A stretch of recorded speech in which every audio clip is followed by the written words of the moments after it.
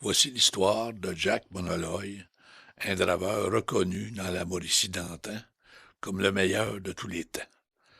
Toutes les compagnies exploitant le bois voulaient retenir ses services. Habile et courageux, il servait de modèle pour les autres. Il travaillait sur la Saint-Maurice et la rivière remplie de bio sur une distance de 10 milles créa un embâcle impressionnant. Un orage noir et épeurant se déclencha et la pluie tombait du ciel en colonnes d'eau.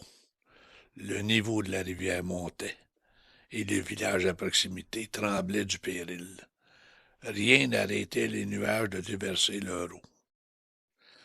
La compagnie Sherwood demanda l'impossible pour éviter l'inondation du village à proximité. Jack accepta immédiatement et se dirigea vers les gars de son équipe. Il leur expliqua la situation et que l'embâcle de bio sur la rivière causerait l'inondation du hameau avoisinant. Tous ces gars connaissaient le danger et savaient qu'ils pouvaient périr lors de l'intervention. Jack leur dit, défaire l'embâcle sera ardu, mais pas impossible.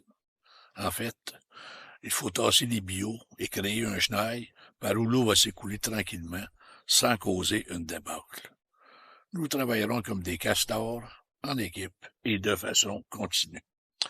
Il montra à ses hommes comment courir sur les bio et déplacer des pitounes, créant des corridors où l'eau pouvait s'engager. Rappelez-vous là, que les bio entassés dans la rivière la bouchaient sur plus de 10 000.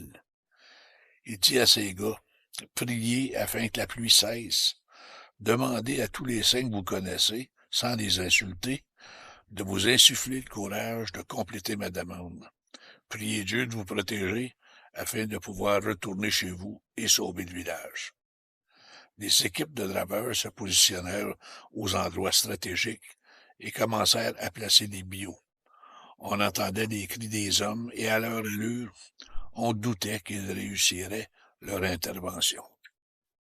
Jack courait, sautait sur les bio, d'une équipe à l'autre. Il encourageait ses amis en les aidant, où il décelait des difficultés retardant leur travail. 3 jours plus tard, la pluie diminua de façon importante.